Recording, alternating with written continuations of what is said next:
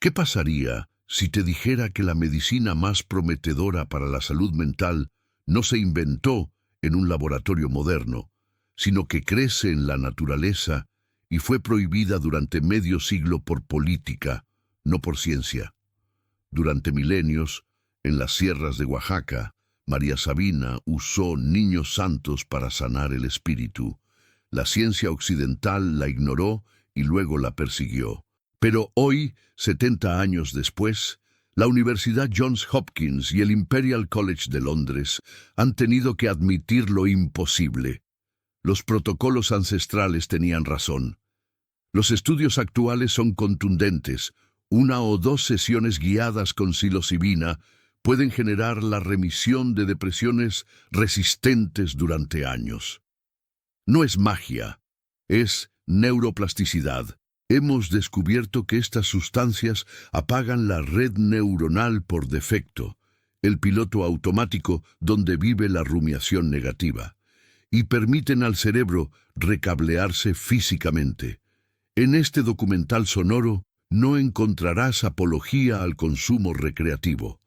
Vas a escuchar la historia oculta de cómo la psiquiatría enterró su herramienta más potente en 1970 y cómo un grupo de científicos rebeldes la rescató. Desglosaremos la biología exacta del receptor 5-HT2A. ¿Por qué la FDA aprobó la ketamina y estudia la psilocibina? Y lo más importante, los protocolos de seguridad que separan una cura de un trauma. Lo que vas a escuchar es estrictamente educativo y científico. Estas sustancias tienen riesgos reales y contraindicaciones severas para personas con antecedentes de psicosis o esquizofrenia. El contexto lo es todo. El archivo estuvo sellado durante 50 años. Hoy rompemos el sello. Bienvenidos a la nueva era de la salud mental. Capítulo 1. La curandera que guardaba el secreto más poderoso de México. En el verano de 1955, un banquero de Wall Street llegó a un pueblo perdido en las montañas de Oaxaca. No buscaba oro, no buscaba aventura, buscaba hongos que, según rumores, permitían ver lo invisible y sanar lo imposible. Su nombre era Gordon Wasson, y estaba a punto de encontrar a la mujer que cambiaría la historia de la medicina moderna. María Sabina tenía 61 años. Era analfabeta. Vivía en una choza sin luz ni agua, pero guardaba un secreto que había pasado de generación en generación durante 400 años, oculto de los conquistadores españoles, protegido por comunidades indígenas que sabían que el mundo exterior no estaba listo para entenderlo. Los aztecas lo llamaban Teonanácatl, la carne de los dioses. María Sabina lo llamaba los niños santos. Hoy lo conocemos como psilocibina. Esa noche, María Sabina hizo algo que ningún curandero mazateco había hecho en siglos. Invitó a un extranjero a participar en una ceremonia sagrada. La velada comenzó al caer el sol.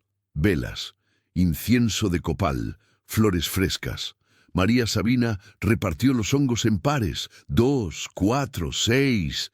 Los participantes los masticaron lentamente, saboreando el amargor terroso. Luego apagó las luces y empezó a cantar. Sus cantos no eran canciones ensayadas, eran improvisaciones que fluían directamente de su estado alterado. Cantaba sobre plantas medicinales, sobre espíritus del bosque, sobre el dolor específico que cada persona traía. 8 horas, a veces 10.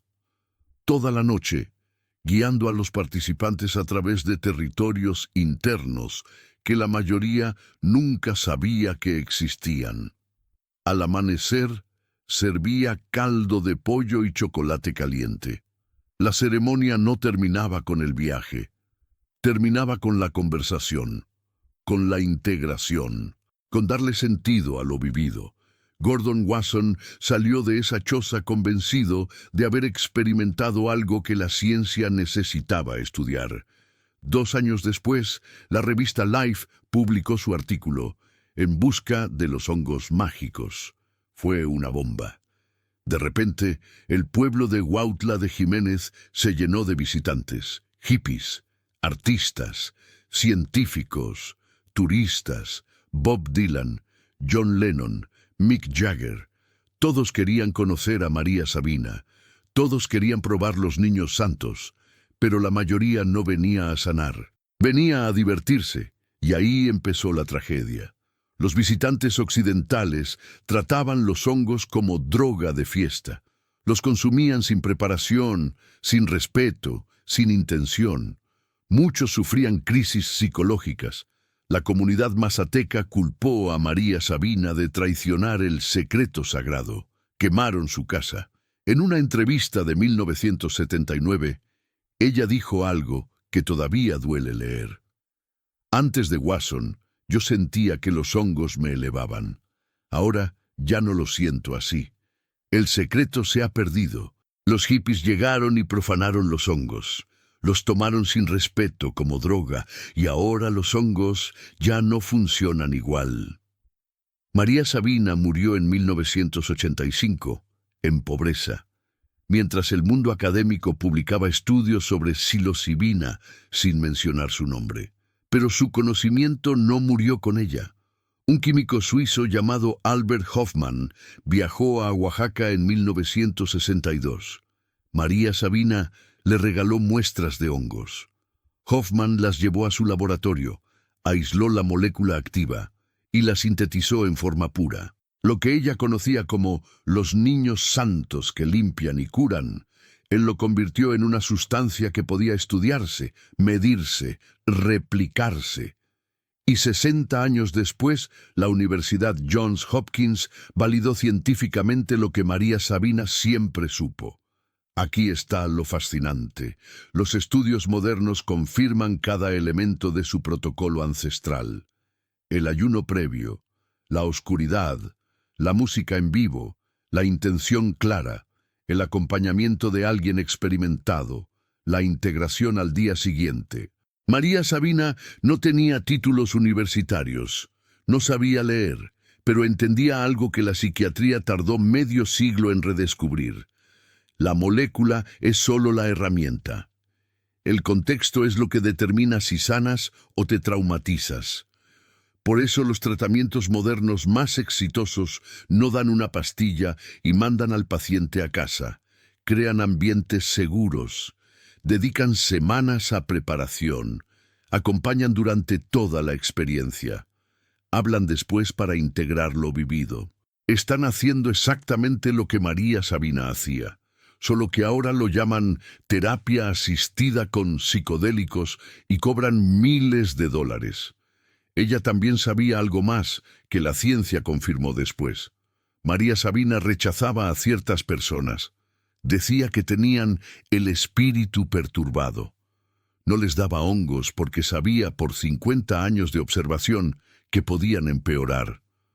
Hoy sabemos que se refería a personas con predisposición a psicosis o esquizofrenia. Los estudios muestran que en esos cerebros los psicodélicos pueden desencadenar crisis permanentes. Ella no tenía el lenguaje médico, pero tenía la sabiduría práctica, y esa sabiduría salvó vidas.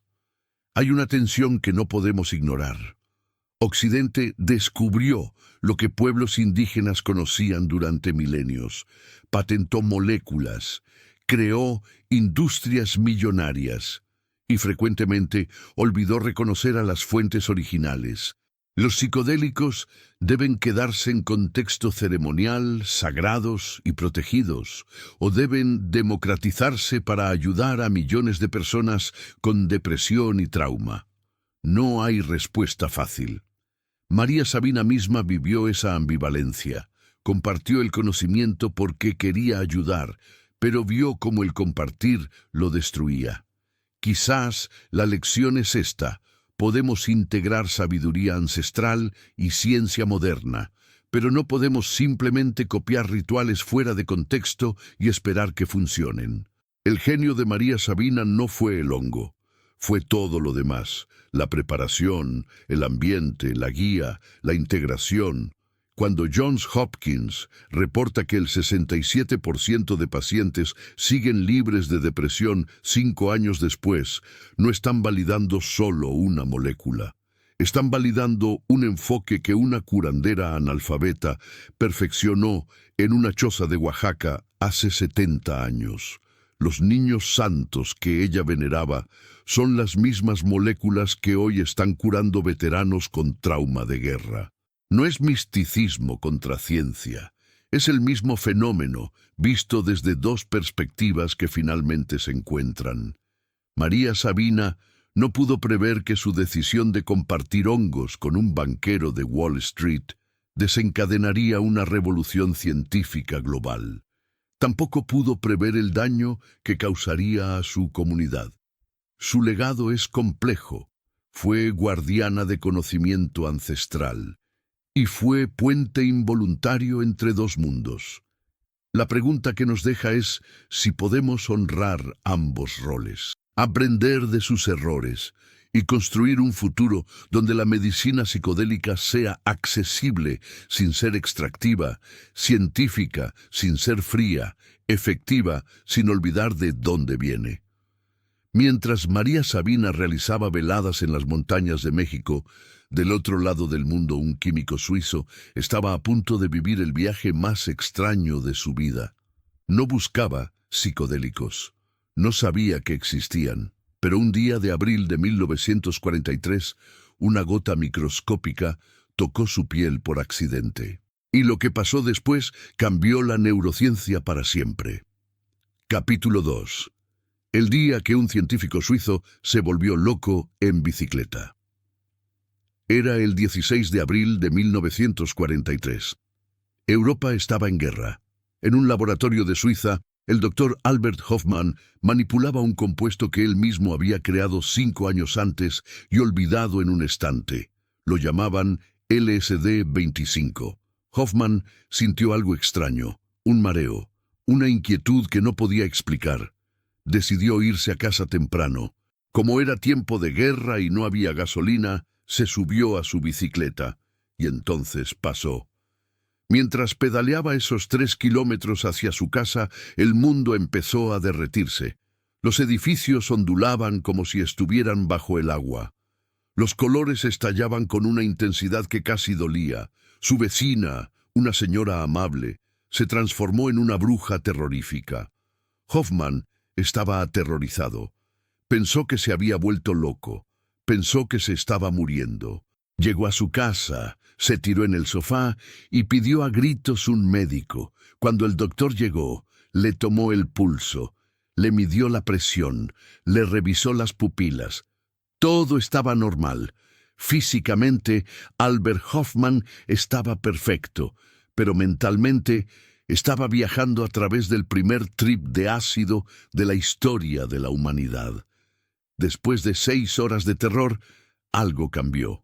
El miedo desapareció, y en su lugar llegó una calma profunda, una euforia que nunca había sentido. Al día siguiente escribió: «El mundo brillaba con una luz nueva. Mi desayuno sabía delicioso. Sentí que había vuelto a nacer». Hofmann, siendo el científico riguroso que era, sospechó que había absorbido una cantidad microscópica a través de la piel de sus dedos. Así que 3 días después hizo lo que cualquier científico loco haría. Decidió probarlo de nuevo. A propósito, tomó 250 microgramos. Para que te hagas una idea, hoy sabemos que una dosis fuerte es de 100 microgramos. Hofmann, sin saberlo, se metió más del doble de una dosis heroica. Esta vez preparado, documentó todo. Vio sonidos, escuchó colores, sintió que su ego se disolvía y se fundía con el universo. Pero notó algo crucial. Aunque estaba completamente alucinado, sabía que estaba alucinado. Mantenía lo que los psicólogos llaman el observador. No estaba delirando como un borracho que no sabe dónde está. Estaba explorando su propia mente con una claridad hiperlúcida. Sandoz, la farmacéutica donde trabajaba, se dio cuenta inmediatamente de lo que tenían entre manos. No lo vieron como una droga de fiesta. Lo vieron como una herramienta médica revolucionaria. Pensaron, si podemos dar esto a los psiquiatras, podrán entender la locura desde dentro. Y si se lo damos a los pacientes, podremos romper sus bloqueos mentales. Durante los siguientes 20 años, Sandoz envió LSD gratis a investigadores de todo el mundo. Lo llamaban Delicid. Los resultados fueron increíbles. En Canadá, trataron alcohólicos crónicos que nada más había curado. El 50% dejó de beber. En Estados Unidos, trataron pacientes con cáncer terminal que tenían terror a la muerte. Después de una sesión, el miedo desaparecía. Hoffman siguió investigando. Años después, cuando Gordon Wasson le trajo los hongos de María Sabina, Hoffman se los llevó al laboratorio. Ahí descubrió que el ingrediente activo de los hongos, la psilocibina, tenía una estructura química casi idéntica al LSD. Ambas moléculas funcionaban igual, encajaban en el receptor de serotonina 5H2A del cerebro como una llave maestra. Pero entonces llegaron los años 60. El LSD salió del laboratorio y llegó a la calle. Timothy Leary, un profesor de Harvard, empezó a decirle a los jóvenes que dejaran la universidad y tomaran ácido. La gente empezó a tomarlo en conciertos, en fiestas, sin preparación, sin cuidado, y empezaron los malos viajes, las historias de terror en los periódicos. Hoffman miraba todo esto con horror. Él llamaba al LSD su hijo problemático. Sabía que era una medicina poderosa, pero veía cómo el mal uso la estaba destruyendo. En 1966, el gobierno de Estados Unidos prohibió el LSD. Clasificaron la sustancia como sin valor médico. Hoffman intentó explicarles. Les dijo que prohibir el LSD por el abuso recreativo era como prohibir los bisturís, porque alguien se cortó cocinando. Les dijo que la sustancia no era mala, el contexto era el malo. Nadie lo escuchó. Durante 40 años, la investigación se detuvo por completo. Hoffman vivió lo suficiente para ver el final de la historia. Murió en 2008, a los 102 años. 2 años antes de morir, la Universidad Johns Hopkins publicó un estudio que le dio la razón. Demostraron que la psilocibina, usada en contexto médico, podía generar experiencias místicas que cambiaban la vida de la gente para bien, sin causar locura, sin causar adicción. Hoffman sonrió. Tenía razón desde aquel viaje en bicicleta. Hoy entendemos por qué Hoffman sintió lo que sintió. La neurociencia moderna nos muestra que psicodélicos como el LSD y la psilocibina apagan temporalmente la red neuronal por defecto. Es la parte del cerebro que mantiene tu ego, tu identidad, tus preocupaciones diarias. Cuando esa red se apaga, los filtros caen. El cerebro se conecta de formas nuevas. Por eso Hoffman vio sonidos y escuchó colores. Por eso sintió que se fundía con el universo. No es magia, es neuroquímica pura. Pero Hoffman también nos dejó una advertencia que sigue vigente hoy. El LSD es potente, extremadamente potente. Una dosis invisible al ojo humano puede cambiar tu realidad por 12 horas. Y una vez que empieza, no hay botón de apagado. Si tienes antecedentes de esquizofrenia o bipolaridad en tu familia, es peligroso.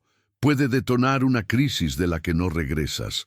Hoffman siempre dijo que estas sustancias no son juguetes, son herramientas.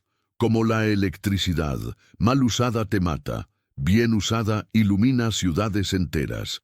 Mientras Hoffman peleaba para defender su descubrimiento en Suiza, otro hombre en Checoslovaquia estaba a punto de llevar esto al siguiente nivel.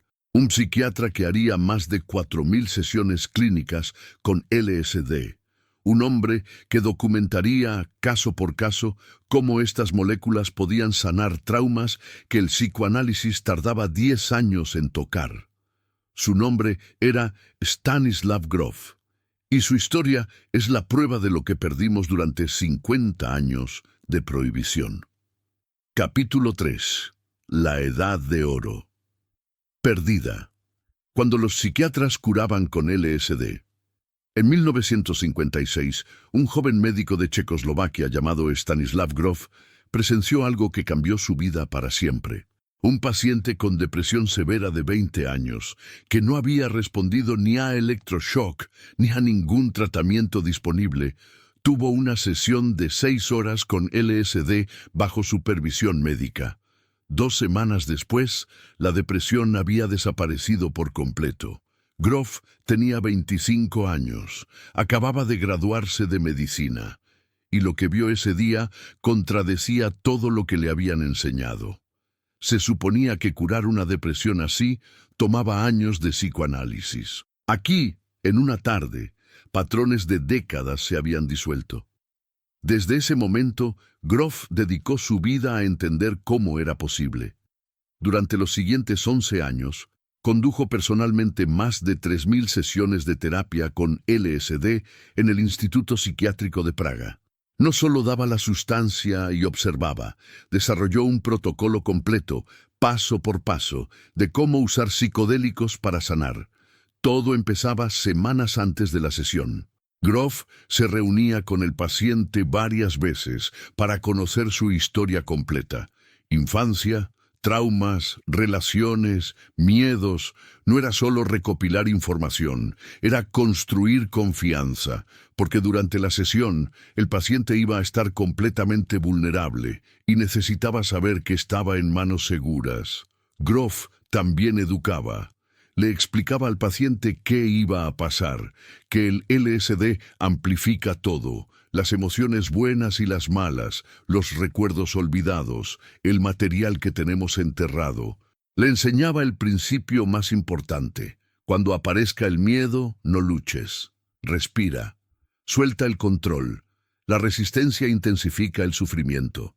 La rendición permite que la experiencia fluya y se resuelva. El día de la sesión, Grof preparaba el espacio con cuidado obsesivo.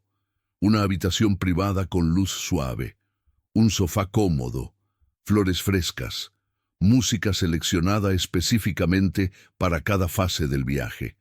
El ambiente no era el de un hospital frío, era cálido, como una sala de estar. Comunicaba seguridad sin sentirse institucional.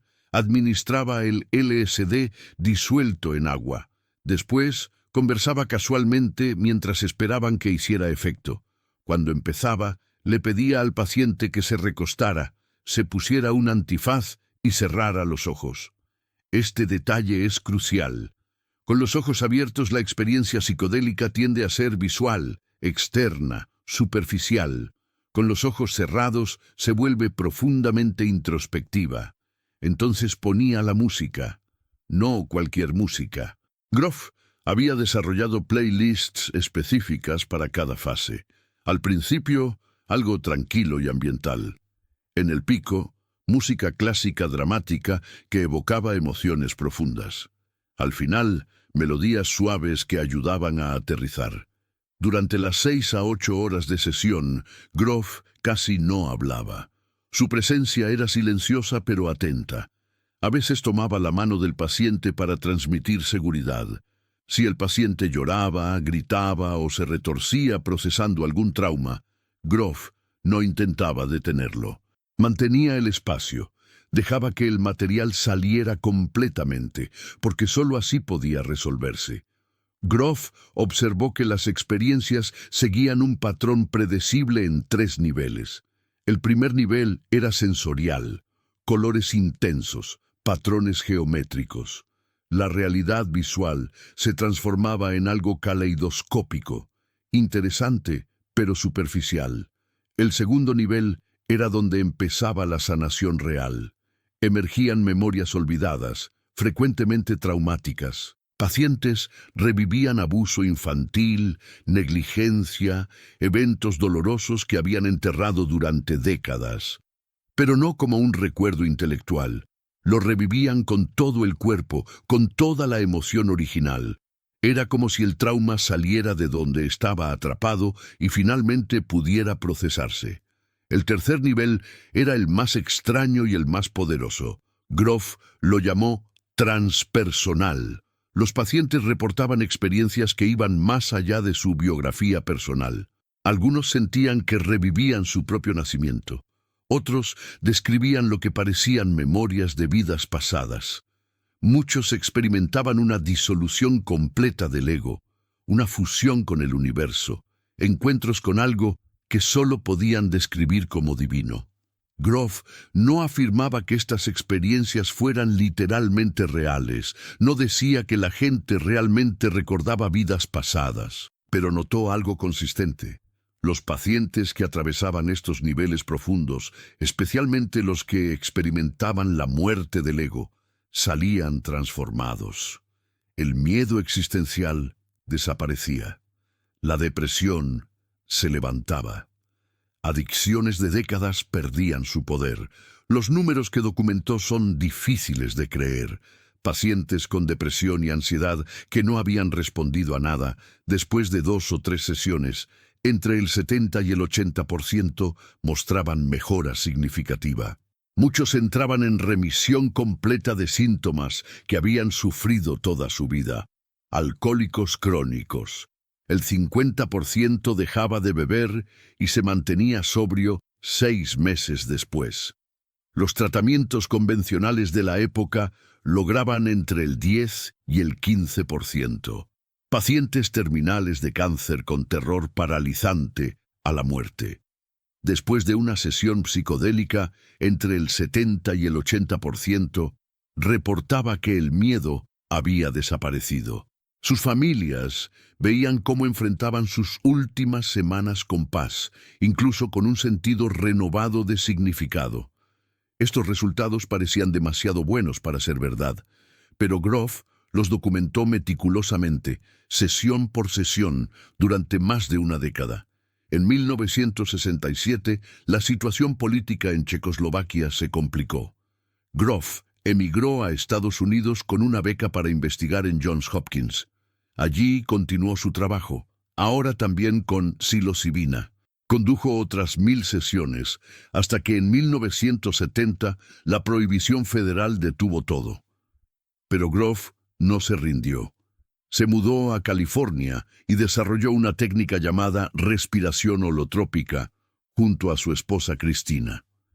Usaba hiperventilación controlada, música evocadora y trabajo corporal para inducir estados alterados sin sustancias.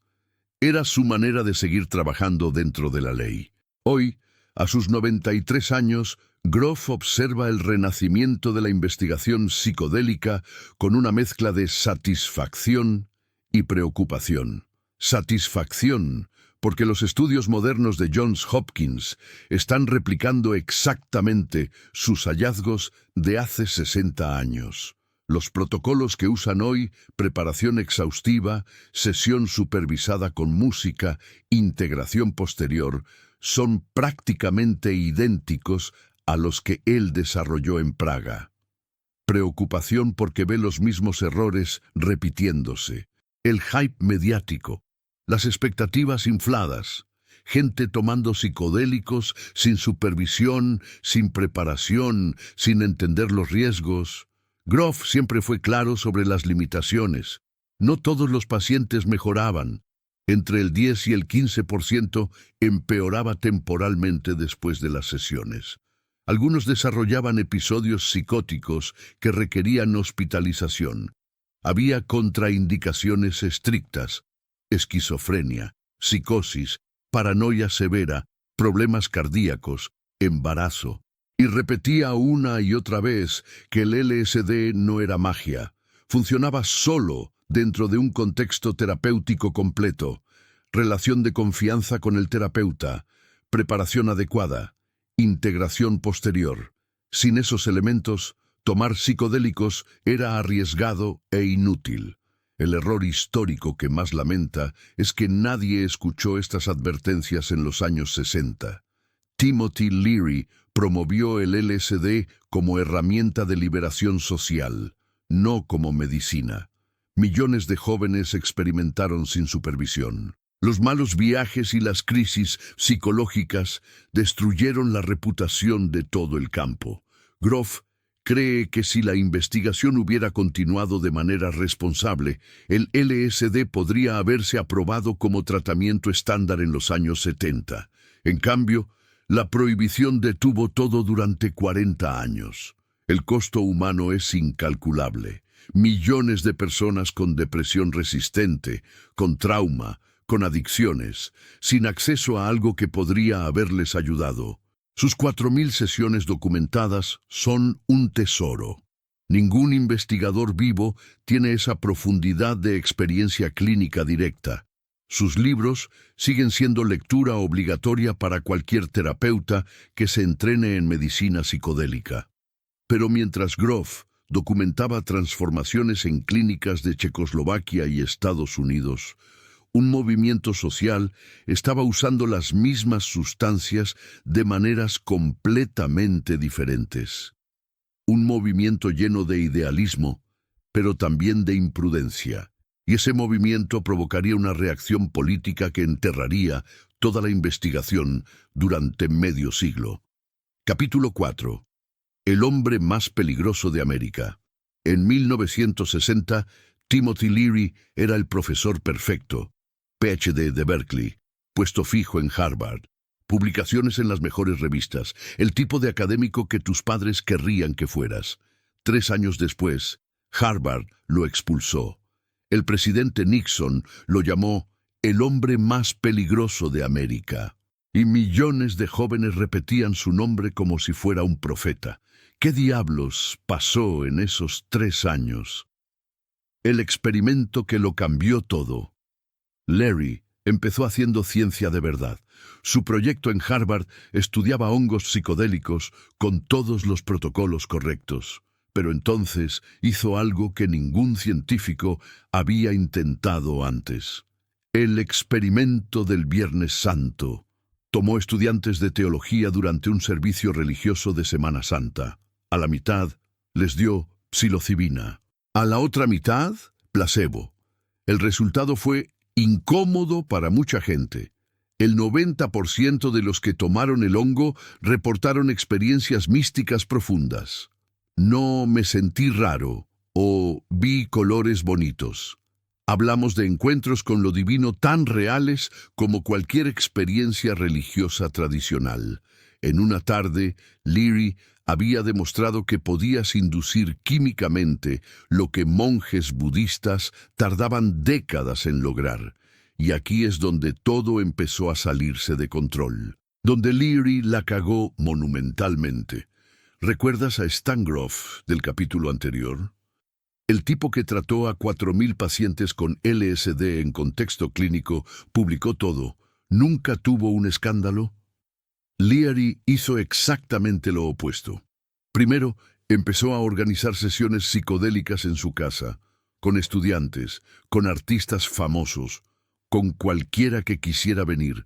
Nada de batas blancas, nada de supervisión médica, solo fiestas con LSD y conversaciones sobre el cosmos. Después, empezó a decir públicamente que estas sustancias no deberían ser solo para pacientes psiquiátricos, que todos deberían tener acceso, que era un derecho humano expandir tu conciencia.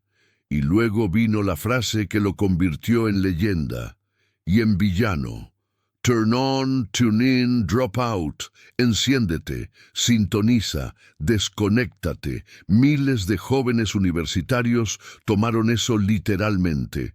Abandonaron carreras, dejaron familias. Se fueron a buscar iluminación sin ninguna preparación psicológica, sin supervisión, sin la menor idea de lo que estaban haciendo. Harvard lo expulsó en 1963. Su respuesta fue básicamente, gracias, ya no los necesitaba. Fundó una comuna psicodélica en una mansión de Nueva York. Declaró que LSD era un sacramento religioso. Se convirtió en el gurú de toda una generación. Y entonces empezaron los problemas. El desastre que lo arruinó. Todo. Las historias de terror empezaron a multiplicarse. Un estudiante universitario tuvo un brote psicótico después de tomar LSD en una fiesta.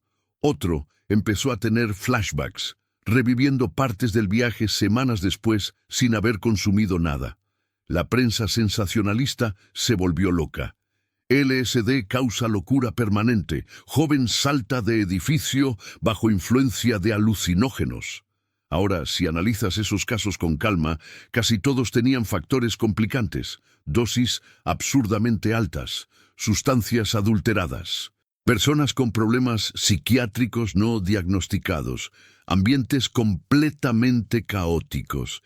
Era exactamente lo que pasa cuando tomas una herramienta poderosa y la usas sin ningún protocolo de seguridad. Pero eso no importaba. El daño ya estaba hecho. Los políticos vieron una oportunidad de oro. Podían criminalizar todo el movimiento contracultural usando las drogas como excusa perfecta. Y Timothy Leary les había dado exactamente la munición que necesitaban. La prohibición.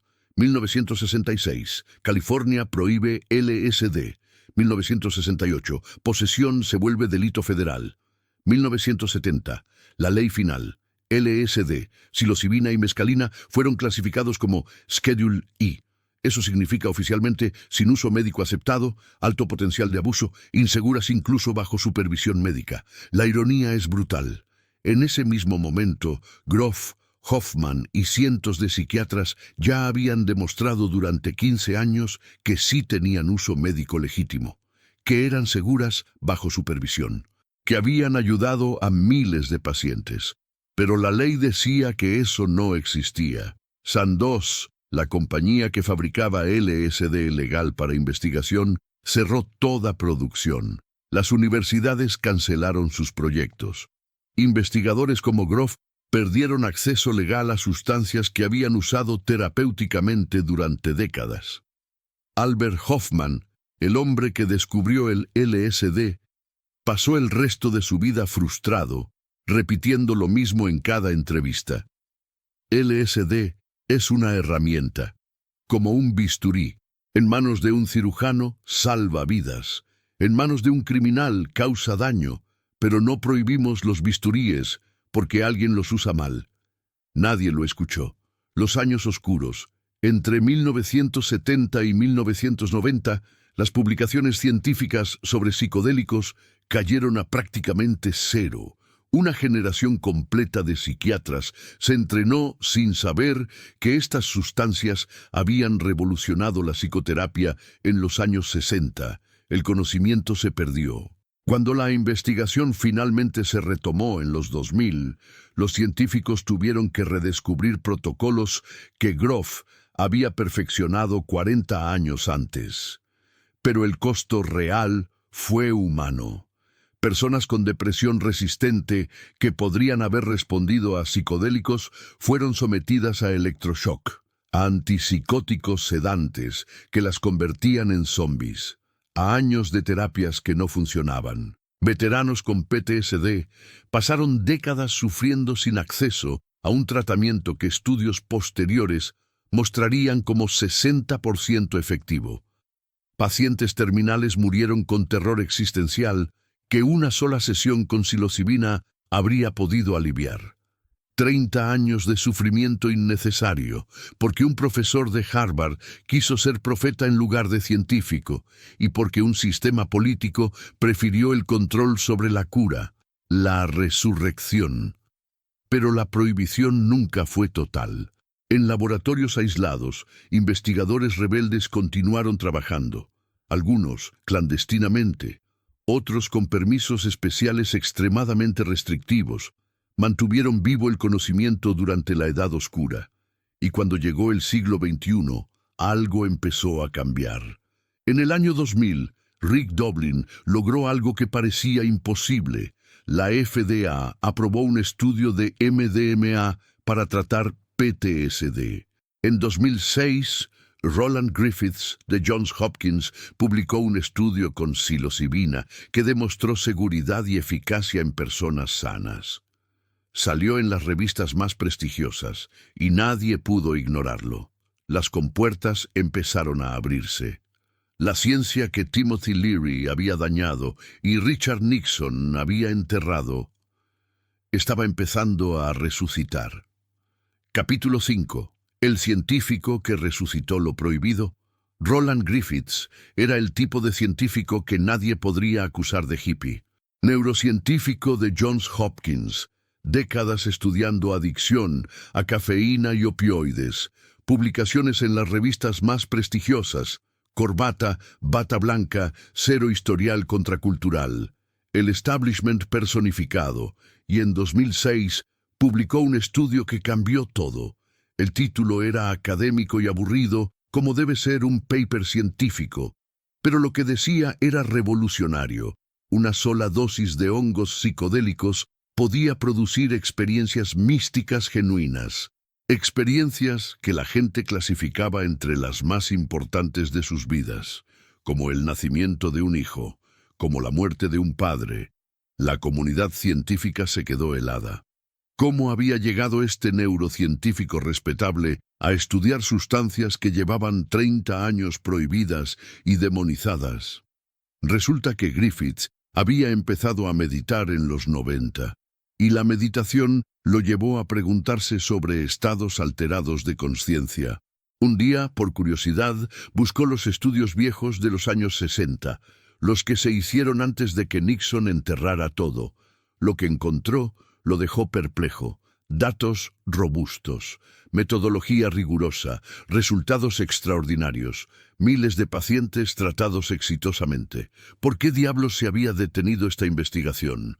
Griffiths decidió averiguarlo por sí mismo, pero sabía que tenía que hacerlo perfecto. Un solo error y terminaría como Timothy Leary, expulsado, ridiculizado, convertido en chivo expiatorio.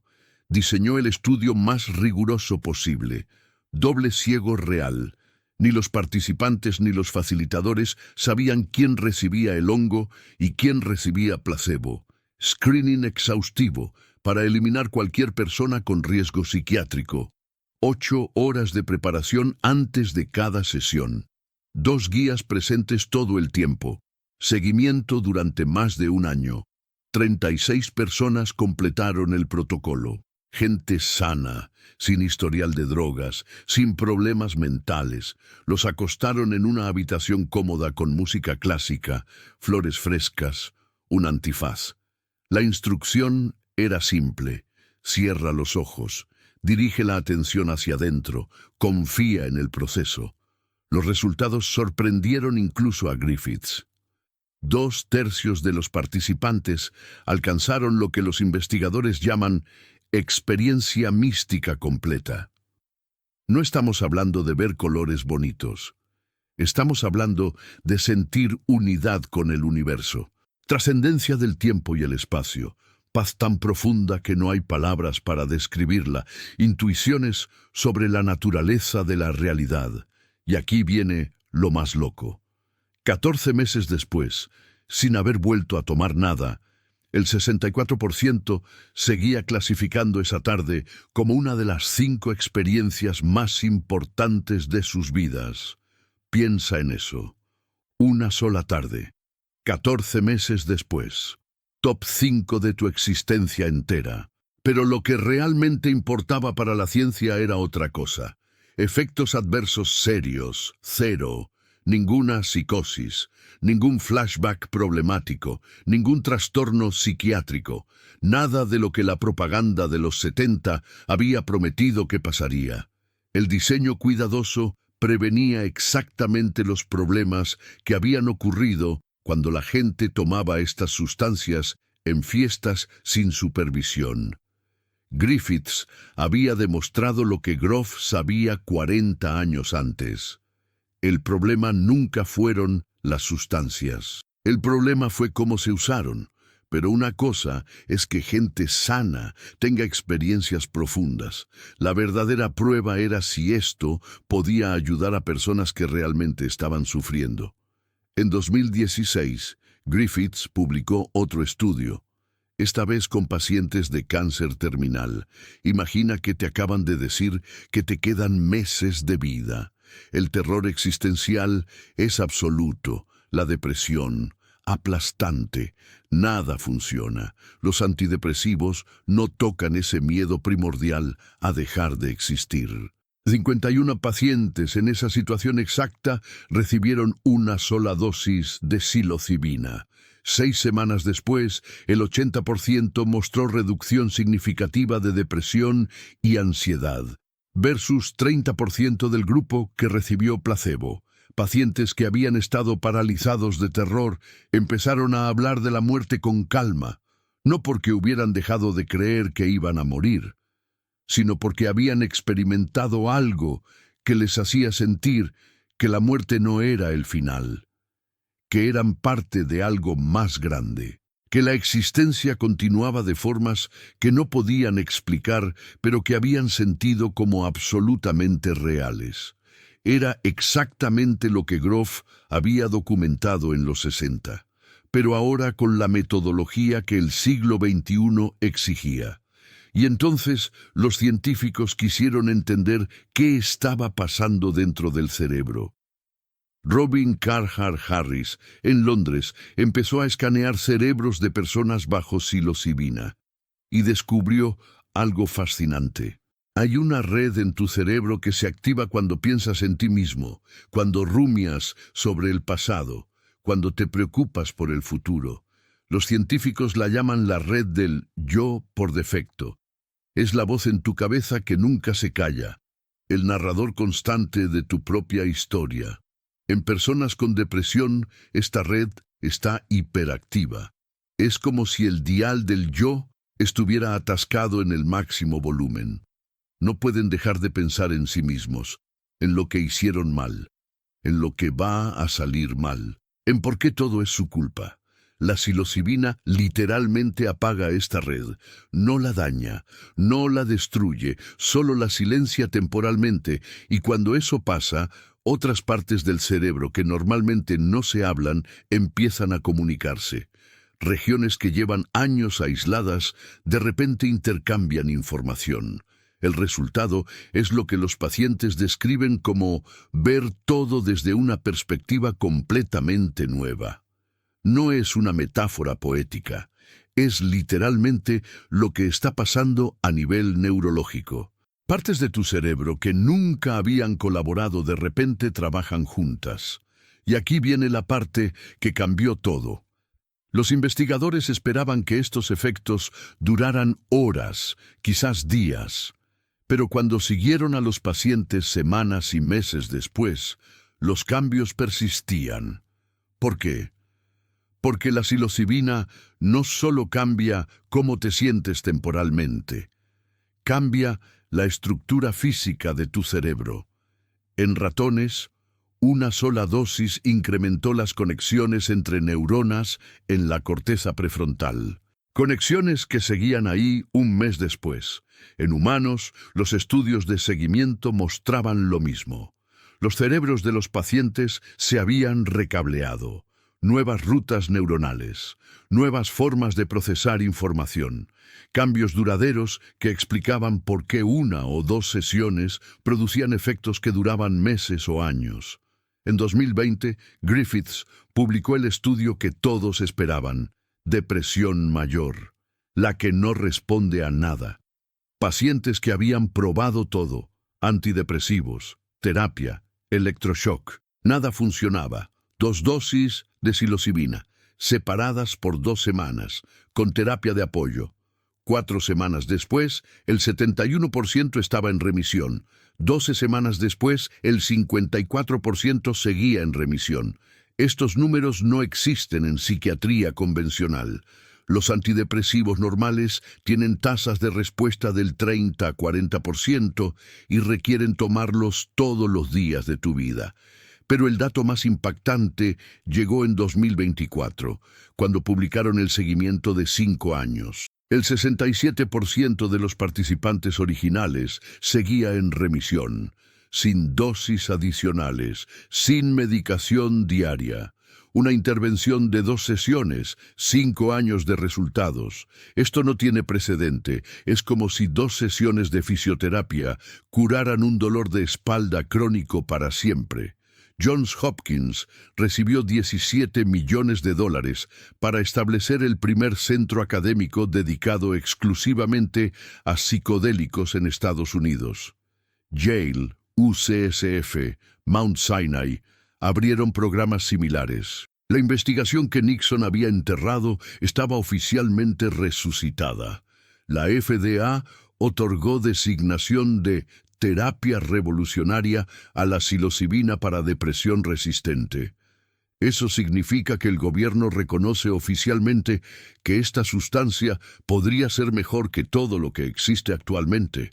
Pero el cambio real no es solo sobre aprobar un nuevo medicamento, es sobre algo más profundo.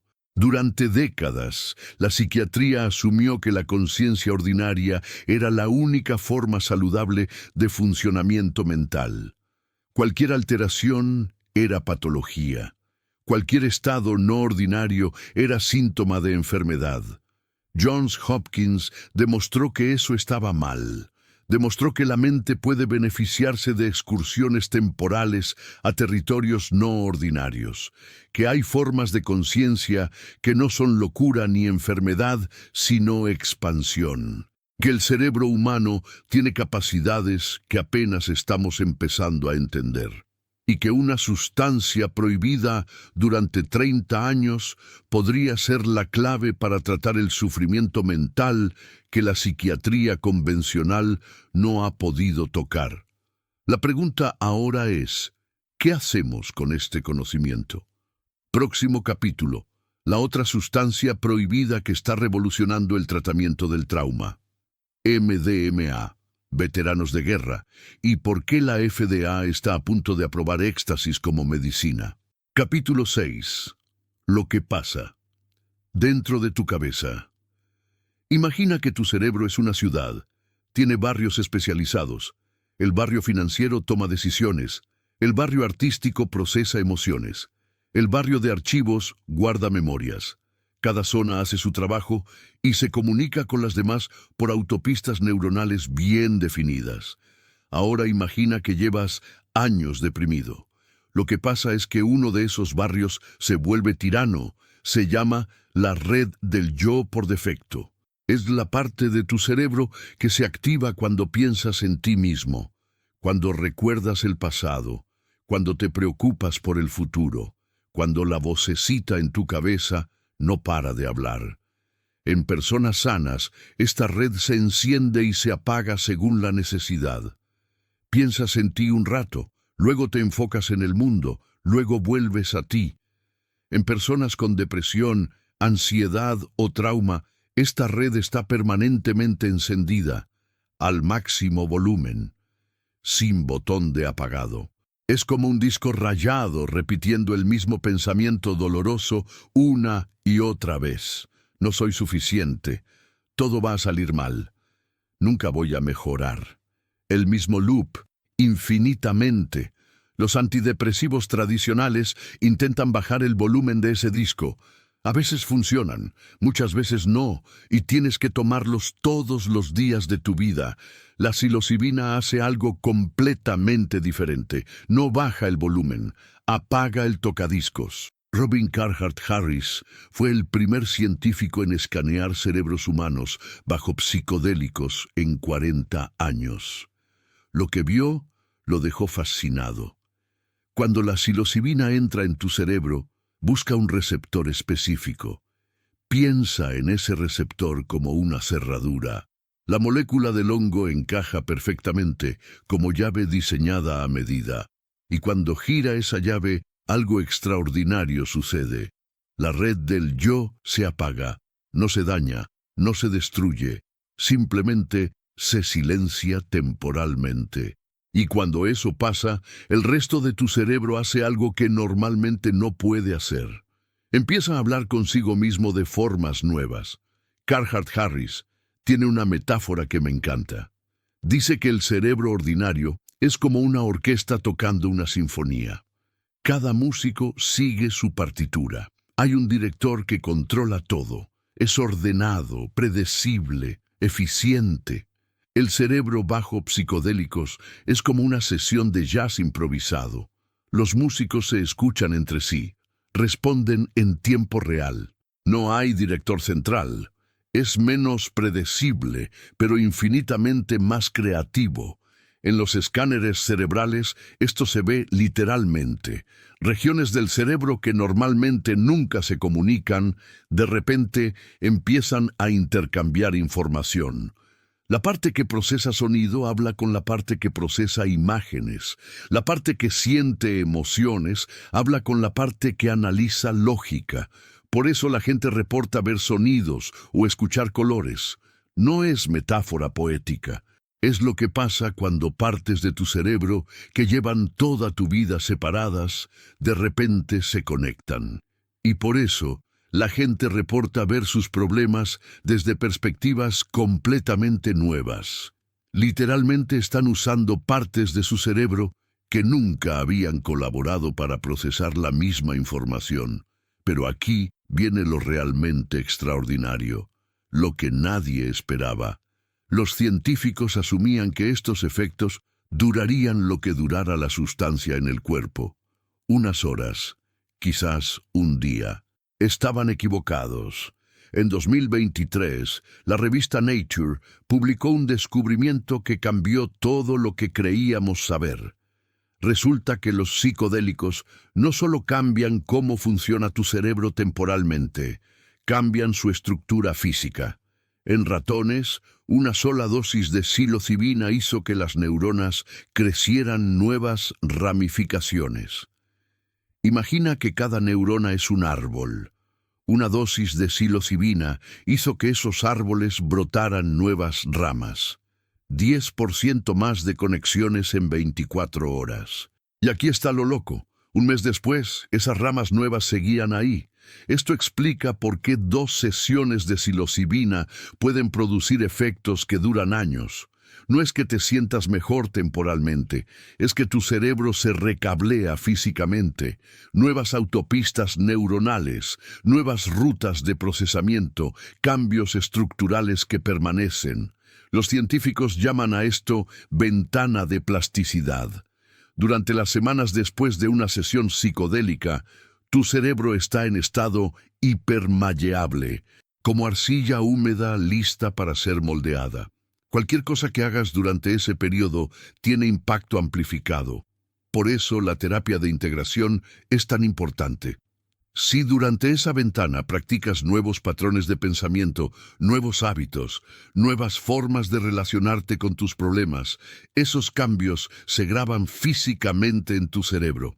Pero si vuelves exactamente a tu vida de antes, las nuevas conexiones se marchitan por falta de uso. Es el principio más básico de neurología. Úsalo o piérdelo, aplicado a nivel molecular. Ahora entiendes por qué el contexto importa tanto. Recuerda que los psicodélicos apagan el director de la orquesta. Tu cerebro queda abierto, maleable, extremadamente receptivo, pero eso significa que la dirección del cambio depende completamente del entorno. En un espacio terapéutico, con guías entrenados, con música cuidadosamente seleccionada, con intenciones claras y seguimiento posterior, esa apertura se dirige hacia la sanación. En una fiesta caótica, sin preparación, sin soporte, sin integración, esa misma apertura puede dirigirse hacia el trauma. Es poder sin dirección inherente, como la electricidad. Puede iluminar una ciudad o electrocutar a alguien. Todo depende de cómo la canalices. Y esto también explica por qué algunas personas no deben tomar psicodélicos.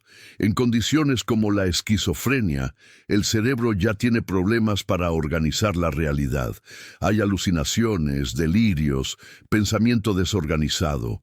Lo último que necesita es un compuesto que aumente aún más esa desorganización. Los estudios genéticos están empezando a identificar a personas que tienen mayor riesgo de respuestas adversas. En el futuro, probablemente habrá pruebas que te digan de antemano si eres buen candidato o si deberías mantenerte alejado. También hay interacciones peligrosas con medicamentos. Si tomas antidepresivos comunes, los que se llaman ISRS, probablemente la psilocibina no te haga casi nada.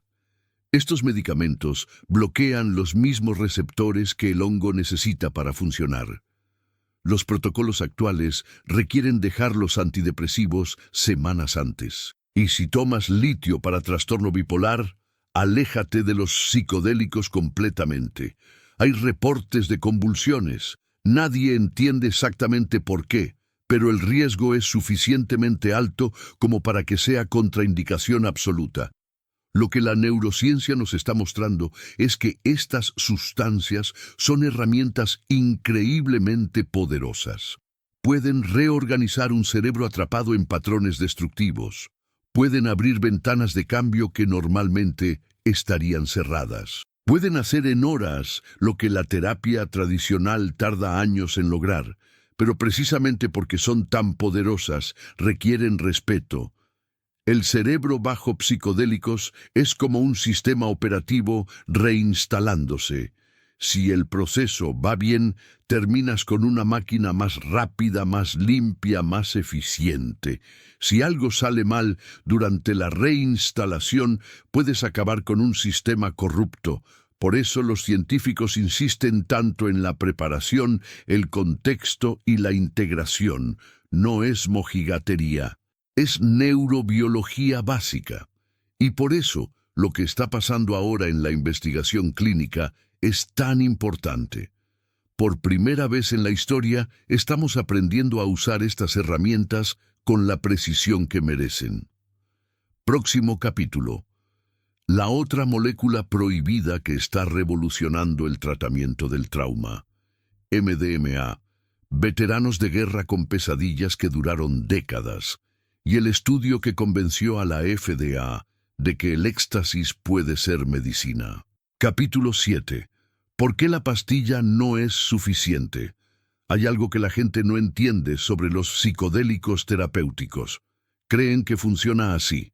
Tomas la sustancia, tienes un viaje profundo, sales curado, como tomar un antibiótico para una infección.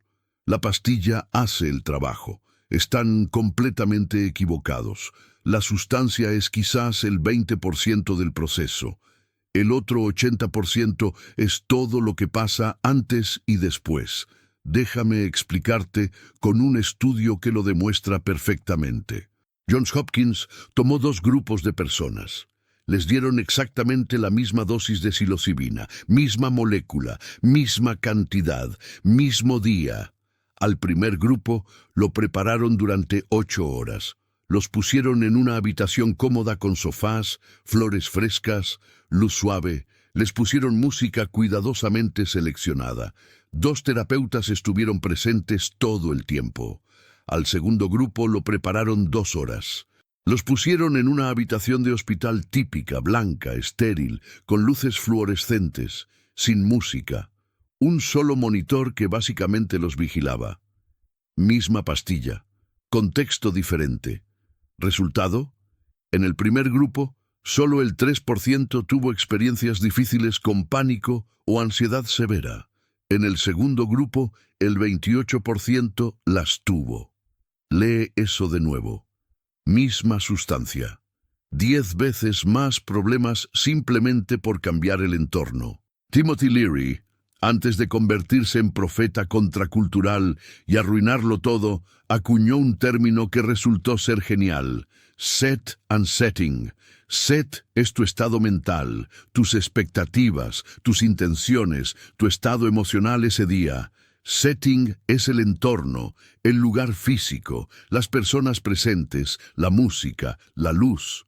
Juntos, estos 2 factores determinan tu experiencia más que la dosis o el tipo de sustancia.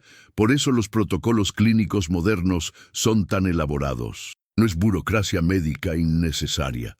Es la diferencia entre sanación y desastre. El proceso tiene 3 fases y cada una es absolutamente esencial. Primero viene la preparación. Esto pasa semanas antes de que tomes nada. No es solo que te expliquen qué efectos vas a sentir. Es construir una relación de confianza total con tus terapeutas. Porque durante la sesión vas a estar más vulnerable de lo que probablemente has estado en tu vida. Necesitas saber, en lo más profundo de ti, que estás seguro, que las personas contigo te van a cuidar pase lo que pase.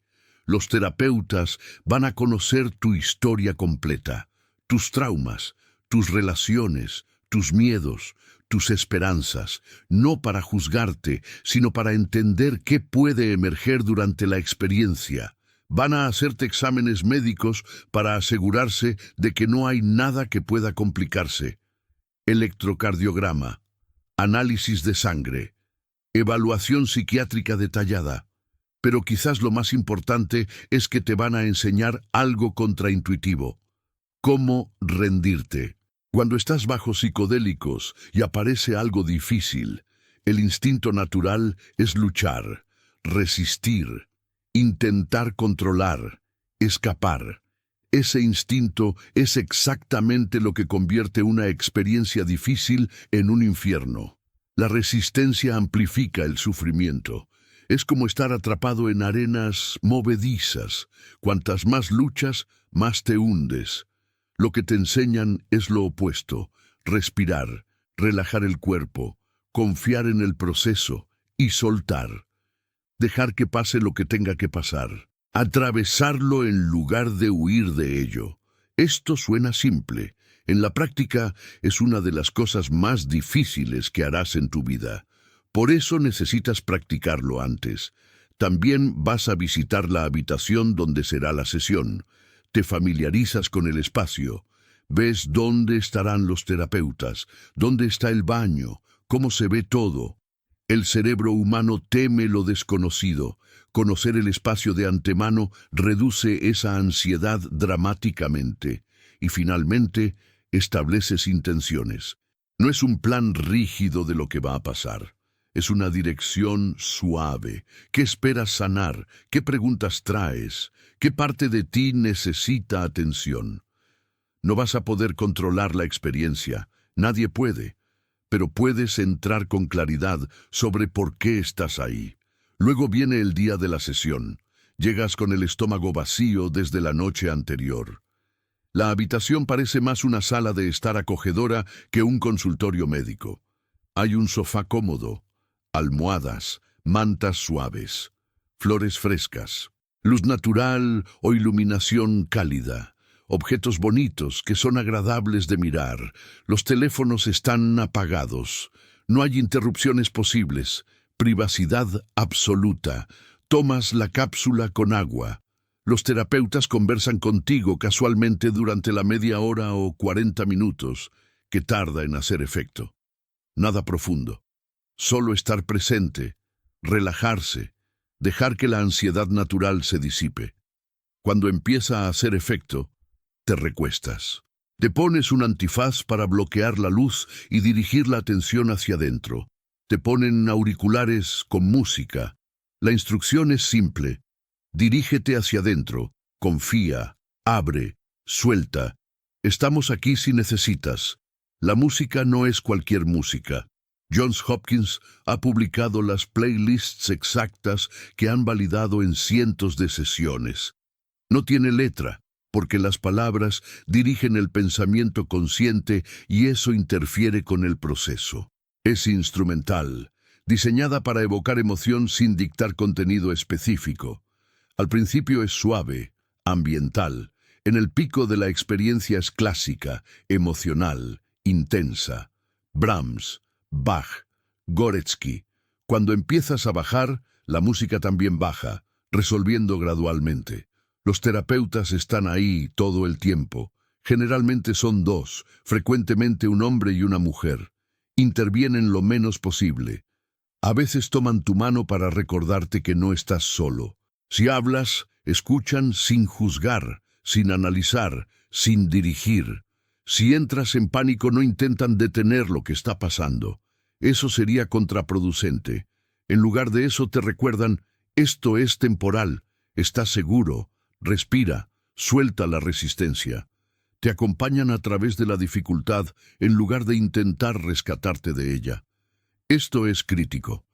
Muchas experiencias que parecen terribles en el momento son exactamente lo que necesita suceder para que ocurra la sanación. Interrumpirlas sería como despertar a alguien en medio de una cirugía porque parece incómodo. La sesión dura entre 6 y 8 horas. Al final, los efectos disminuyen gradualmente. Sigues alterado, pero puedes conversar. Los terapeutas te ofrecen algo de comer, hablan brevemente sobre la experiencia sin entrar en análisis profundo. No conduces a casa, alguien viene a recogerte o hay un transporte arreglado de antemano. Tu cerebro acaba de pasar por algo sísmico. No estás en condiciones de operar maquinaria pesada, pero aquí viene la parte que la mayoría de la gente no entiende. La sesión no es donde ocurre la terapia, la sesión es donde se abren las puertas. La terapia real sucede después, en lo que llaman integración. Durante las semanas y meses siguientes vuelves con los terapeutas regularmente, narras lo que experimentaste, identificas qué significó, traduces insights en acción concreta. Porque aquí está la verdad incómoda. Un insight sin acción es solo entretenimiento. Puedes tener la revelación más profunda de tu vida durante un viaje. Vi claramente que mi ansiedad viene de mi perfeccionismo. Entendí que necesito perdonar a mi padre. Comprendí que estoy en una relación que me destruye. Pero si al día siguiente vuelves exactamente a tu vida anterior sin cambiar nada, esas revelaciones se desvanecen. Tu cerebro vuelve a sus patrones viejos. Las nuevas conexiones neuronales que se formaron durante la ventana de plasticidad se marchitan por falta de uso. Integración es donde conviertes "vi que necesito cambiar" en "aquí están los pasos específicos que voy a tomar, empezando mañana". Es donde los terapeutas te sostienen mientras haces cambios difíciles. Porque saber que necesitas dejar una relación tóxica es una cosa. Hacerlo realmente es otra completamente diferente. Es donde escribes sobre la experiencia para consolidar memorias y clarificar significados. Donde estableces prácticas de mantenimiento como meditación o ejercicio que refuerzan los nuevos patrones. Sin integración, pierdes la mayoría del potencial terapéutico. Con buena integración, los cambios pueden durar años. Y ahora necesito ser muy directo sobre algo. Todo esto que acabo de describir no es replicable casualmente. No puedes tomar hongos en tu departamento con tu playlist de Spotify y esperar resultados terapéuticos. No funciona así. Pierdes el 80% del potencial y multiplicas los riesgos. Fiestas y festivales son literalmente el setting opuesto al terapéutico. Música estridente, gente desconocida, ambiente caótico, cero contención, cero integración. Es la receta perfecta para una mala experiencia con cero beneficio duradero.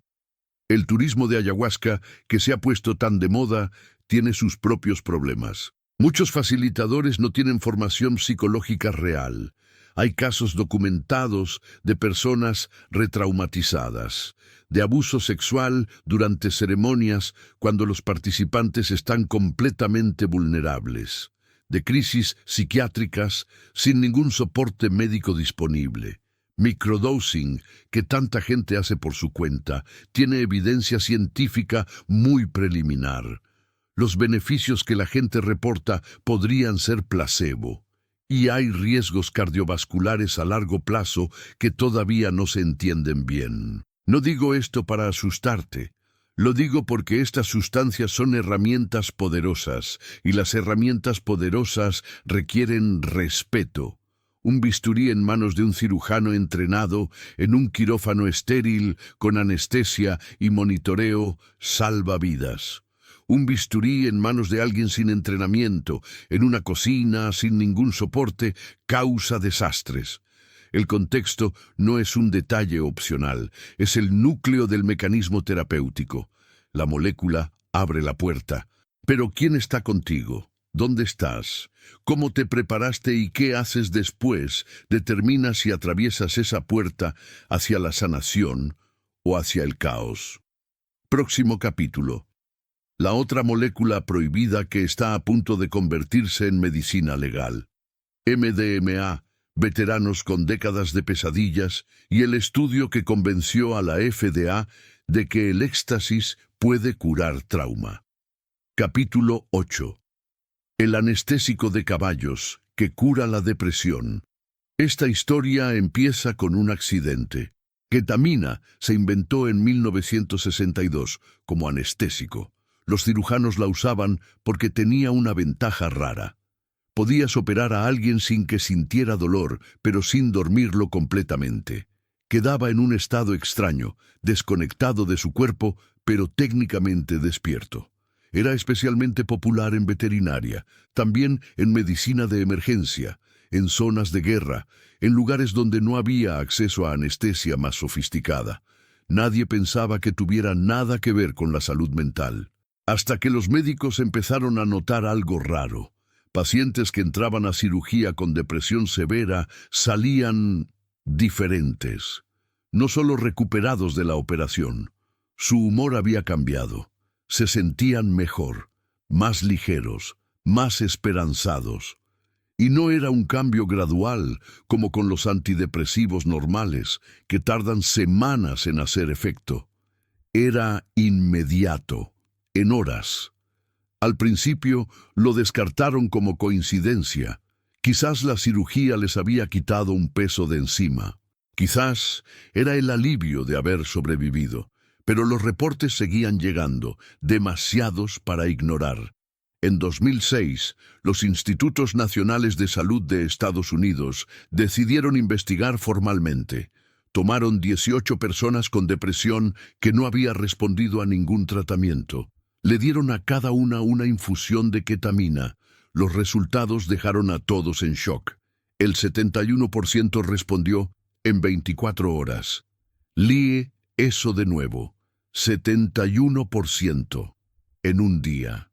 Para ponerlo en perspectiva, los antidepresivos normales tienen tasas de respuesta del 30-40% después de semanas o meses, y estos eran pacientes que ya habían probado todo sin éxito. Ningún tratamiento en la historia de la psiquiatría había mostrado efectos tan rápidos.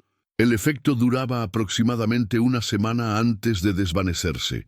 No era permanente, pero para alguien que lleva años en oscuridad absoluta, una semana de alivio es un milagro. Y para alguien con pensamientos suicidas activos, esas horas pueden ser literalmente la diferencia entre vivir y morir. La pregunta obvia era, ¿cómo diablos funciona esto? Resulta que la ketamina trabaja de manera completamente diferente a los psicodélicos clásicos. No toca la serotonina. Actúa sobre otro sistema de neurotransmisión llamado glutamato. Lo que hace, en términos simples, es desencadenar una cascada que resulta en crecimiento neuronal rápido. Nuevas conexiones entre neuronas empiezan a formarse en 24 horas. Es como si el cerebro recibiera una inyección de fertilizante. Las partes que estaban marchitas empiezan a regenerarse. Y mientras los psicodélicos clásicos te llevan a viajes de 6 u 8 horas con experiencias místicas intensas, la ketamina es más suave. Sientes disociación, como si flotaras fuera de tu cuerpo. Pero generalmente dura 1 hora o menos. Muchas personas la encuentran tolerable, incluso agradable. En 2019, la FDA hizo algo histórico. Aprobó una versión de ketamina llamada esketamina como tratamiento para depresión resistente. La venden bajo el nombre Spravato y viene en forma de spray nasal. No te la puedes llevar a casa y usarla cuando quieras. Tienes que ir a una clínica certificada, administrártela ahí y quedarte en observación 2 horas porque puedes sentirte mareado o disociado. El protocolo inicial es intensivo. 2 sesiones por semana durante el primer mes. Después bajas a una sesión semanal o cada 2 semanas, dependiendo de cómo respondas. En enero de 2025, la FDA dio otro paso. Aprobó que se use sola, sin necesidad de tomar otro antidepresivo al mismo tiempo. Es el primer psicodélico o disociativo aprobado como tratamiento independiente para un trastorno psiquiátrico. Suena increíble. ¿Cuál es el problema? Varios, en realidad. Primero, a diferencia de la psilocibina, donde 1 o 2 sesiones pueden producir efectos que duran meses o años, la ketamina requiere dosis repetidas. El efecto se desvanece. Tienes que seguir volviendo. Segundo, tiene potencial adictivo. Existe un historial de abuso recreativo. Algunas personas desarrollan dependencia. Tercero, no es barata. Cada sesión cuesta entre $600 y $900. Los seguros médicos a veces la cubren, a veces no. Para alguien que necesita sesiones semanales, eso puede volverse insostenible rápidamente. Cuarto, los efectos secundarios.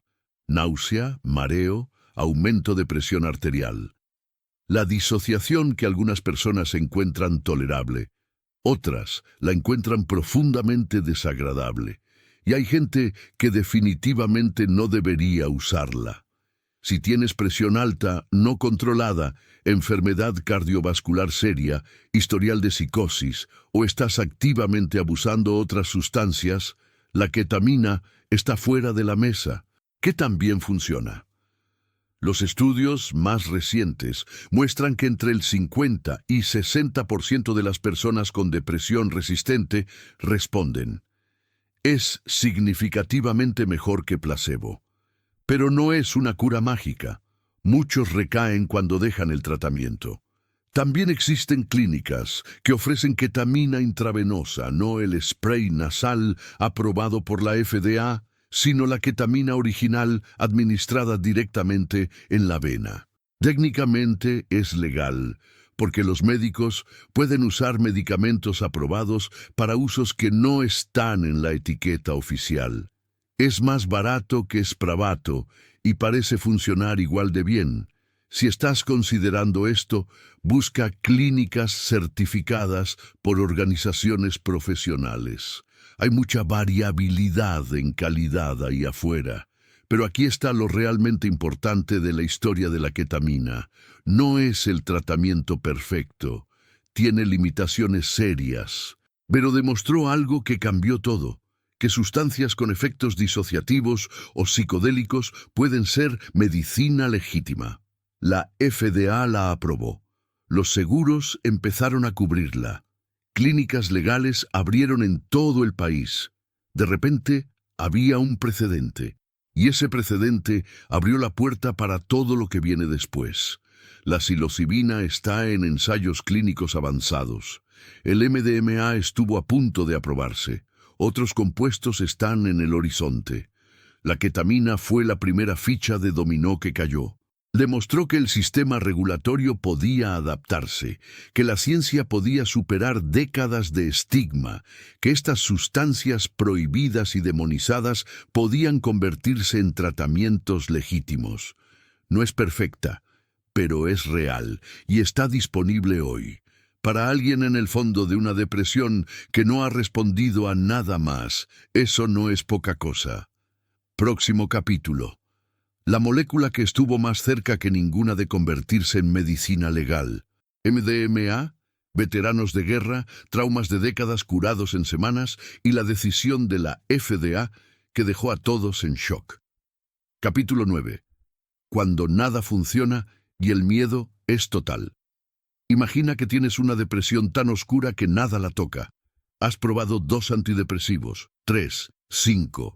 Has ido a terapia por años, te han dado electroshock y sigues igual. Esto se llama depresión resistente al tratamiento. Afecta al 30% de las personas deprimidas. Básicamente, la medicina moderna te dice, lo siento, se nos acabaron las ideas. Vives en una prisión mental. Pero en los últimos 5 años, 3 estudios gigantescos han intentado abrir la puerta de esa celda. Y lo que encontraron es fascinante, complicado y esperanzador a la vez. El primero fue de una compañía llamada Compass Pathways. Hicieron algo enorme. Tomaron a más de 200 personas con esta depresión incurable en Estados Unidos y Europa. A unos les dieron una dosis real de psilocibina con terapia. a otros una dosis minúscula que no hacía nada. Los resultados salieron en 2025 y fueron mixtos. Sí, funcionó. El grupo que tomó la dosis real mejoró mucho más que el otro. Matemáticamente fue un éxito, pero no fue la cura milagrosa instantánea para todos. Algunos tuvieron transformaciones radicales, otros solo mejoraron un poco. Lo que nos dice es que la psilocibina es una herramienta poderosa, pero no es magia automática para todo el mundo. Sin embargo, otro estudio en Londres hizo una pregunta más interesante. ¿Qué pasa si comparamos los hongos directamente contra el mejor antidepresivo del mercado? Pusieron a competir a la psilocibina contra el escitalopram. El resultado fue un empate técnico en cuanto a reducción de síntomas, pero hubo una diferencia brutal en cómo se sentía la gente. Los que tomaban el antidepresivo reportaban lo de siempre. Me siento menos triste, pero también menos feliz. Estoy plano, he subido de peso, mi vida sexual está muerta. Los que tomaron psilocibina dijeron lo contrario. Siento más, lloro más, pero también río más. Me siento conectado. Y lo más importante, el antidepresivo tardó 4 semanas en empezar a funcionar. La psilocibina funcionó desde el día 1, pero el dato que realmente te va a volar la cabeza viene de Johns Hopkins. Hicieron un seguimiento a 5 años. Buscaron a los pacientes de sus primeros estudios, gente que había tomado psilocibina 2 veces y luego siguió con su vida. El 67% seguía en remisión 5 años después, sin tomar pastillas diarias. Si dejas de tomar tu antidepresivo hoy, tienes un 80% de probabilidad de recaer en 6 meses. Con esta terapia, 2 sesiones habían cambiado el curso de la enfermedad por media década. Eso, en psiquiatría, es inaudito. Pero la depresión no es el único monstruo. Existe el trauma. El trastorno de estrés postraumático, o PTSD, es una herida que no cierra. Veteranos de guerra, víctimas de abuso. El cerebro se queda atascado en el peor momento de su vida. Cualquier ruido, cualquier olor, los devuelve al terror original. Para esto, la psilocibina no es la herramienta principal. La estrella es el MDMA. Sí, la droga de las fiestas, el éxtasis, pero usado en clínica es otra historia. El MDMA no te hace alucinar. Lo que hace es apagar el centro del miedo en tu cerebro, la amígdala, mientras mantiene tu mente lógica despierta. Imagina que puedes recordar el momento más aterrador de tu vida, pero sin sentir el terror. Puedes mirarlo, procesarlo, hablar de ello y archivarlo como un recuerdo pasado en lugar de una amenaza presente. Los resultados de los estudios de MAPS fueron increíbles. Después de 3 sesiones con MDMA y terapia, el 61% de los pacientes ya no tenía PTSD. Estaban curados del diagnóstico. Gente que llevaba décadas sufriendo. Parecía que la aprobación de la FDA era inminente. Iba a ser legal en 2024. Y entonces, en agosto de 2024, la FDA dijo no. Fue un balde de agua fría. Pero hay que entender por qué. No dijeron que no funcionara. Dijeron que el estudio tenía problemas técnicos. Era difícil saber si funcionaba por la droga o por la expectativa, porque es obvio cuando tomas MDMA y cuando tomas un placebo. También hubo preocupaciones sobre la conducta de algunos terapeutas en sitios pequeños. Fue un golpe duro, pero no es el final. Es un retraso. Están rediseñando los estudios para cumplir con lo que pide la ley. La ciencia es sólida, pero la burocracia es lenta. Finalmente, hay un tercer tipo de sufrimiento que es quizás el más universal, el miedo a la muerte. El 40% de los pacientes con cáncer terminal sufren de una ansiedad terrorífica. Saben que van a morir y están paralizados de miedo. Las pastillas solo los duermen, no quitan el miedo existencial. Johns Hopkins y la Universidad de Nueva York hicieron estudios con estos pacientes. Les dieron una dosis alta de psilocibina. El 80% perdió el miedo a la muerte. No es que quisieran morir, es que llegaron a una aceptación profunda. Durante el viaje psicodélico, muchos experimentaron lo que se llama disolución del ego.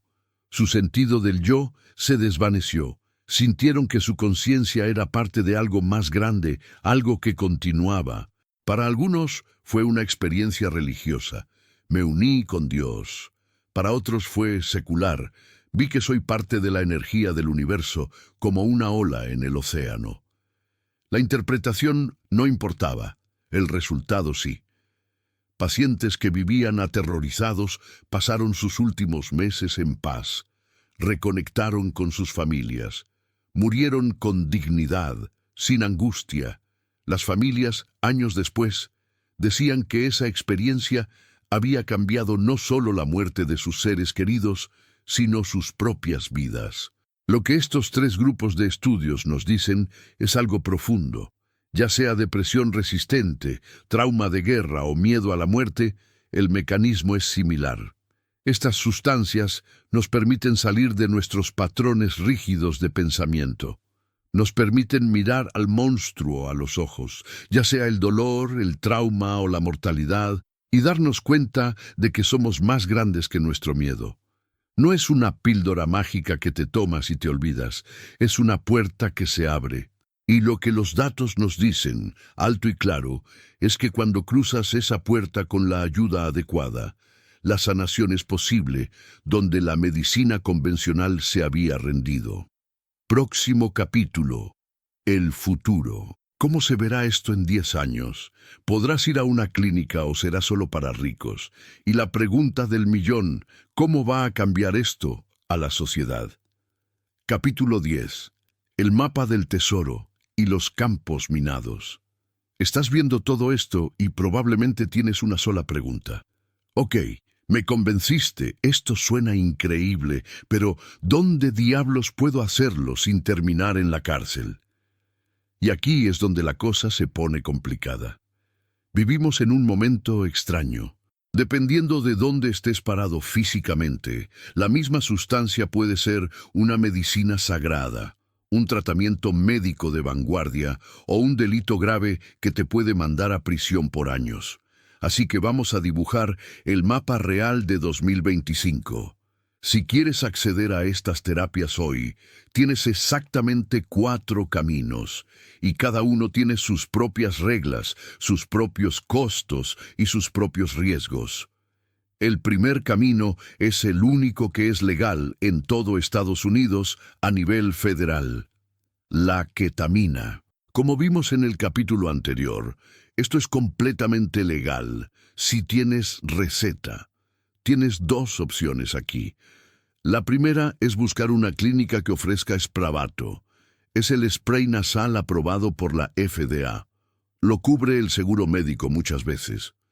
Vas a una clínica certificada, te lo aplicas bajo supervisión, te quedas 2 horas en un sillón cómodo mientras te vigilan y te vas a casa. En Uber, por favor. La segunda opción son las clínicas de infusiones intravenosas. Esto es off-label, lo que significa que es legal, pero no es el uso oficial de la etiqueta. Aquí te ponen la ketamina directamente en la vena. Es más barato que el spray si pagas de tu bolsillo, pero el seguro casi nunca lo cubre. Estamos hablando de $400 a $800 por sesión. Y necesitas unas 6 para empezar. Haz las cuentas. Es medicina para quienes pueden pagarla. El segundo camino es para los aventureros de la ciencia. Los ensayos clínicos. Lugares como Johns Hopkins, Yale o Mount Sinai están reclutando gente ahora mismo. Si logras entrar, es el estándar de oro. Recibes la mejor droga, con los mejores terapeutas del mundo, en los entornos más seguros, y es completamente gratis. El problema: es dificilísimo entrar. Tienes que tener el diagnóstico exacto que buscan: depresión resistente, trauma específico, No puedes tener historial de psicosis en tu familia y tienes que estar dispuesto a dejar tus antidepresivos actuales. Básicamente te conviertes en un conejillo de Indias, pero un conejillo de Indias tratado como realeza. El tercer camino es el Nuevo Oeste, Oregón y Colorado. Oregón fue el primer estado en decir basta y legalizar la terapia con psilocibina. Pero ojo, esto no es como comprar marihuana en un dispensario. No puedes ir a una tienda, comprar hongos y llevártelos a tu casa para ver Netflix. Eso sigue siendo ilegal. El modelo de Oregón funciona así. Vas a un centro licenciado. Te reúnes con un facilitador certificado. Tienes sesiones de preparación y luego, el día del viaje, tomas la psilocibina ahí mismo, en el centro, y te quedas ahí hasta que se te pasa el efecto. La gran ventaja es que no necesitas estar enfermo. No necesitas un diagnóstico de depresión. Cualquier adulto mayor de 21 años puede hacerlo si pasa el filtro de seguridad. La desventaja, el precio. Entre la sustancia, el alquiler de la sala y el tiempo del facilitador, una experiencia completa te puede costar entre $1,500 y $3,500.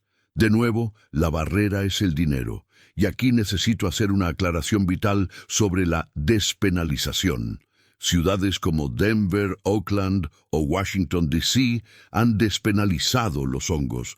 Mucha gente confunde esto con legalización. No es lo mismo. Despenalizar solo significa que la policía tiene instrucciones de que arrestarte por tener hongos es su última prioridad. Pero no hay centros legales, no hay regulación y técnicamente sigue siendo un delito. Es una zona gris. Ten cuidado. El cuarto camino es el turismo psicodélico. Irte a Jamaica, a los Países Bajos, donde las trufas son legales por un vacío legal, o a retiros de ayahuasca en Perú o Costa Rica. Aquí es donde tienes que tener más cuidado que en ningún otro lado. Hay centros increíbles, serios y profesionales, pero también hay charlatanes, gente que se dice chamán y no tiene idea de medicina ni de psicología. He visto historias de terror, personas que tienen un brote psicótico en medio de la selva y no hay un médico a 500 kilómetros. Casos de abuso sexual por parte de facilitadores que se aprovechan de la vulnerabilidad extrema de los participantes. Si vas a tomar esta ruta, tu investigación tiene que ser obsesiva. Busca lugares que tengan médicos en el equipo, que hagan entrevistas previas rigurosas, que tengan protocolos de emergencia. Si te prometen curación garantizada o si el facilitador parece un gurú que quiere que lo adores, huye. Así que, ¿dónde nos deja esto?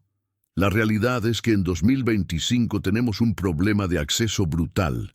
Si eres rico, puedes ir a una clínica de ketamina mañana o pagar un retiro de lujo en Oregón. Si tienes suerte, entras en un ensayo clínico. Pero para la gran mayoría, estas terapias siguen estando fuera del alcance. La buena noticia es que esto está cambiando rápido. Se espera que la FDA apruebe la psilocibina y el MDMA en los próximos años.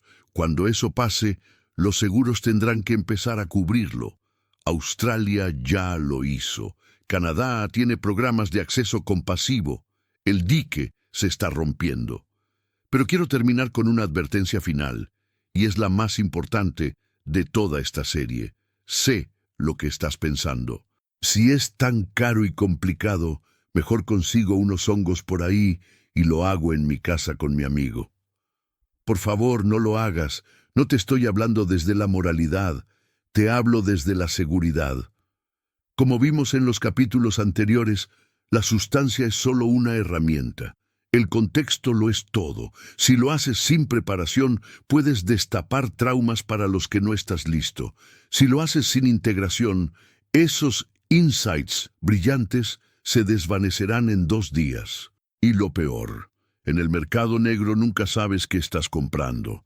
Hay sustancias sintéticas que se parecen al LSD o al MDMA, pero que pueden matarte por sobredosis. El fentanilo está apareciendo en todo. Es una ruleta rusa. La terapia psicodélica es como una cirugía de la mente. No te operarías el apéndice tú mismo en la cocina con un cuchillo de carne solo porque viste un tutorial en YouTube. Trata a tu mente con el mismo respeto. Estamos al borde de una revolución en salud mental. Las herramientas están aquí. La ciencia es sólida. El mapa legal se está expandiendo. Si has sufrido por años y nada te ha funcionado, mantén la esperanza. La ayuda real, segura y legal está llegando. Gracias por acompañarme en este viaje desde los laboratorios de Harvard en los 60 hasta las clínicas del futuro. Si esta información te sirvió, compártela. Podrías estar salvándole la vida a alguien. El futuro de la salud mental está en el pasado. En 1955, una curandera mazateca llamada María Sabina compartió hongos sagrados en una choza de barro en México. 50 años después, neurocientíficos de Johns Hopkins validaron en laboratorios de alta tecnología lo que ella ya sabía, que estas medicinas, tratadas con respeto, pueden sanar las heridas más profundas del alma humana. Durante medio siglo, la política intentó enterrar esta verdad. Prohibieron la investigación. Demonizaron a los científicos. Dejaron a millones de pacientes sufriendo sin acceso a herramientas que podrían haberlos salvado. Pero la verdad biológica es difícil de matar. Hoy, los datos son irrefutables. El 67% de las personas con depresión resistente en remisión 5 años después. El 80% de los pacientes terminales encontrando paz ante la muerte. Veteranos de guerra recuperando sus vidas cuando la psiquiatría convencional ya los había desahuciado. No es magia, no es misticismo, es neurobiología pura. Ahora sabemos que los psicodélicos abren una ventana de plasticidad. Permiten que el cerebro salga de sus patrones rígidos y dolorosos. Nos dan la oportunidad física de recablear nuestra mente. Pero con este poder viene una responsabilidad inmensa. No podemos repetir los errores de los años 60. No podemos tratar estas sustancias como juguetes recreativos ni como productos de consumo masivo. La lección más importante de esta historia no es que la droga te cura. La lección es que el contexto te cura. La misma molécula que en una fiesta causa pánico, en una clínica causa sanación. La intención, la preparación y la integración no son detalles opcionales, son la medicina misma. El futuro de la salud mental no se trata de inventar una pastilla nueva. Se trata de tener la humildad de reconocer que la ciencia moderna y la sabiduría ancestral no son enemigas. Son dos lenguajes diferentes para explicar la misma verdad. La curandera en la montaña y el científico con el escáner cerebral han llegado a la misma conclusión. Bajo las condiciones correctas, la mente humana tiene una capacidad de autosanación que apenas estamos empezando a comprender. El archivo que estuvo cerrado durante 50 años por fin se ha abierto. Las herramientas están aquí. La ciencia es sólida. El camino legal se está despejando. Pero recuerda, esto no es un atajo, es un trabajo profundo. Si decides explorar este camino, hazlo con respeto, hazlo con seguridad, hazlo con guía. El futuro de la salud mental está en el pasado ancestral validado por el presente científico. La puerta está abierta, úsala sabiamente.